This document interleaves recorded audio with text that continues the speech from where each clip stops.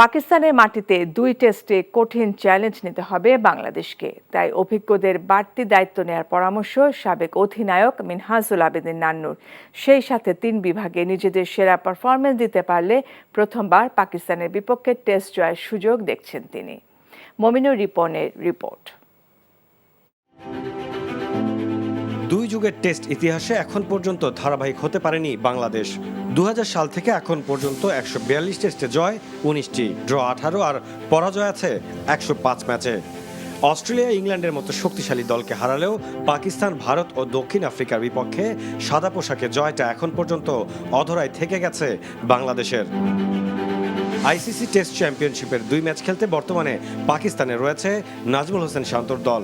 ৪ ম্যাচে মাত্র ১ জয়ে লিগ টেবিলের ৮ম স্থানে রয়েছে বাংলাদেশ। সামনের চ্যালেঞ্জটা আরও কঠিন, কারণ পাকিস্তানের বিপক্ষে খেলা ১৩ টেস্টে ১ ড্রই বাংলাদেশের সবচেয়ে বড় অর্জন। পাকিস্তানে যাওয়াটা কিন্তু যে কোনো টেস্ট প্লেইং নেশনের জন্য চ্যালেঞ্জ, এবং ওদের হোম সয়েলে কিন্তু পাকিস্তানের সাথে খেলা ইজ ভেরি টাফ, এবং সেই জায়গায় কিন্তু লঙ্গার ভার্সন ক্রিকেটে এটা অবশ্যই আমাদের জন্য একটা চ্যালেঞ্জ দ্বারা করা দরকার। তারপরেও আমাদের প্লেয়ারদের ক্যাপাবিলিটি আছে ভালো ক্রিকেটটা খেলার। আমি আশা করি যে নিজেদের সেরাটা যদি ওই মুহূর্তে 5টা দিন যদি দিতে পারে, তাহলে ভালো ক্রিকেটটা খেলতে পারবে।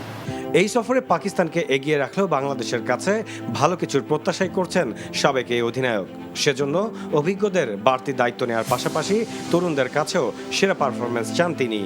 ৩ বিভাগে ভালো করার পাশাপাশি ম্যাচটা শেষ দিন পর্যন্ত নিয়ে যাওয়ার পরামর্শ নান্নুর।